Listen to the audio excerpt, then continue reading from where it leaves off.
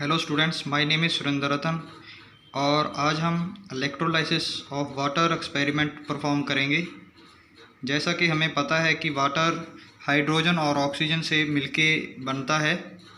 इसमें हाइड्रोजन और ऑक्सीजन की जो रेशो है वो 2:1 होती है, फार्मूले से हमें पता चलता है। तो इलेक्ट्रोलाइसिस वो प्रोसेस होती है जिससे हम वाटर को इसके कंपोनेंट्स में मतलब ऑक्सीजन और हाइड्रोजन में ब्रेक कर सकते हैं।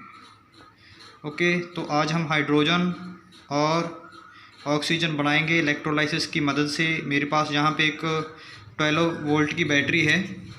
तो आपसे एक रिक्वेस्ट है कि प्लीज़ इसको घर पे ट्राई ना करें, क्योंकि किसी सीनियर की प्रेजेंस में ही आप इसको परफॉर्म करें, क्योंकि हमें ये सिर्फ 12 वोल्ट तक ही बैटरी लेनी है और ये डीसी सप्लाई होनी चाहिए। तो ये हमें घर पे परफॉर्म नहीं करना चाहिए। अगर करना ही है तो किसी जानकार की मदद से करें, ठीक है, अदरवाइज़ कोई एक्सीडेंट भी हो सकता है। ओके, तो चलो स्टार्ट करते हैं। जैसे कि यहाँ पे हम देख रहे हैं कि 12 वोल्ट की बैटरी है, तो इसके जो टर्मिनल्स हैं यहाँ पे लेफ़्ट और राइट, इसके बारे में जानते हैं। ओके, तो मैंने ऊपर लिखा है इसके, तो देखते हैं। मैंने दोनों टर्मिनल्स को वायर्स के साथ, 2 वायर्स के साथ कनेक्ट कर रखा है, ठीक है ना। ओके, तो मैंने यहाँ पे लिखा भी है, लेफ़्ट साइड पे जो है हमारे पास ये एनोड है, टर्मिनल है, जो राइट साइड पे कैथोड है, ठीक। तो जैसे कि ABC से भी याद रखते हैं कि लेफ़्ट साइड पे जो है हमारा वो A से स्टार्ट हो रहा है तो एनोड है, राइट पे C से स्टार्ट हो रहा है तो कैथोड है, ठीक है ना। इसी तरह से ये O है जो अल्फ़ाबेट में पहले आता है, इसलिए लेफ़्ट पे एनोड पे हमेशा ऑक्सीडेशन होगी।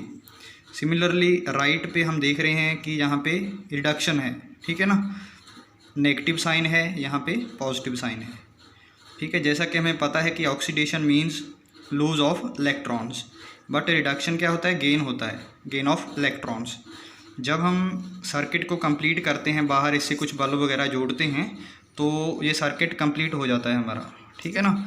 तो इलेक्ट्रॉन्स क्या करते हैं, लेफ़्ट टू राइट फिर फ्लो करेंगे वायर के थ्रू, ठीक है ना, क्योंकि यहाँ से इलेक्ट्रॉन लूज होते हैं, यहाँ पे गेन होंगे, तो एक सर्किट है जो वो बन जाता है।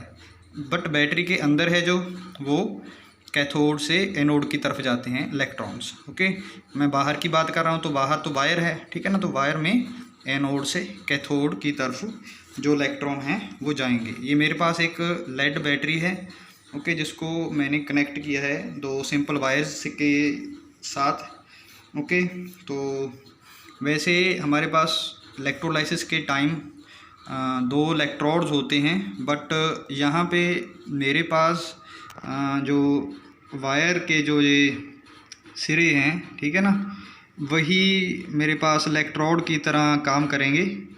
ओके, तो आपको नज़र आ रहे होंगे वैसे, ठीक है, साफ थोड़ा सा नहीं दिख रहा है अभी। ओके, चलो कोशिश करते हैं।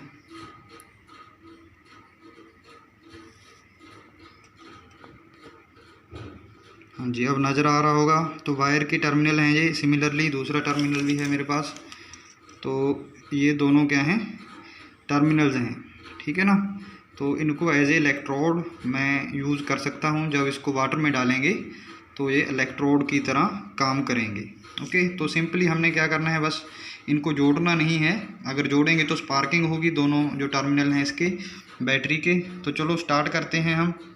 ओके, वो एनोड की है, तो ये वाली वायर है जो राइट साइड पे वो कैथोड की है, ठीक है ना। तो आपको याद रखना है कि एनोड पे हमेशा जो एनोड टर्मिनल है उस पर ऑक्सीजन रिलीज़ होगी, और जो कैथोड है उस पर हमेशा हाइड्रोजन रिलीज़ होगी, ठीक है। तो हाइड्रोजन हमेशा ज़्यादा मात्रा में होती है, इसलिए कैथोड पे बबल्स हमें काफ़ी सारे नज़र आएंगे, बट ऑक्सीजन हाफ होती है, इसलिए एनोड के बबल्स हमें बहुत कम दिखाई देते हैं। तो अगर इन दोनों टर्मिनल्स को हम वाटर में डिप करके अब देखते हैं, तो हमें टर्मिनल्स बिल्कुल साफ़ नज़र आ रहे हैं।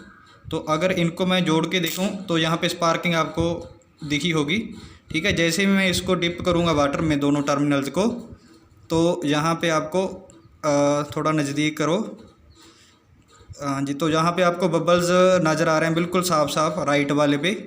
तो ये बबल्स जो हैं वो हाइड्रोजन गैस के हैं, ठीक है। तो लेफ़्ट साइड पे जो टर्मिनल है उस पर भी ऑक्सीजन के बबल्स हमें वैसे अच्छी तरह से तो नहीं दिख रहे, थोड़ा दूर करके देखते हैं। तो दोनों पे बबल्स हैं जो हमें, एक पे तो चलो साफ साफ है, हाइड्रोजन तो हमें नज़र आ रही है। तो लेफ़्ट में भी जो टर्मिनल है जिस पे हमें बबल्स नज़र नहीं आ रहे, वहाँ पे ऑक्सीजन रिलीज़ हो रही है बट हमें दिख नहीं रही।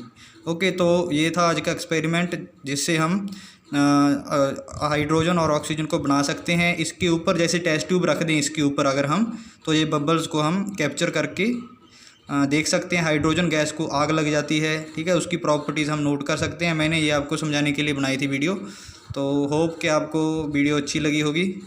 तो अगर हम इसको थोड़ा जूम करके देखें लेफ़्ट वाले को, तो यहाँ पे शायद नज़र आ जाए हमें ऑक्सीजन के बबल्स भी, ठीक है ना। तो ये इलेक्ट्रोलाइसिस की प्रोसेस है जिसमें हाइड्रोजन और ऑक्सीजन गैस रिलीज़ हो रही है। Okay ji, thank you.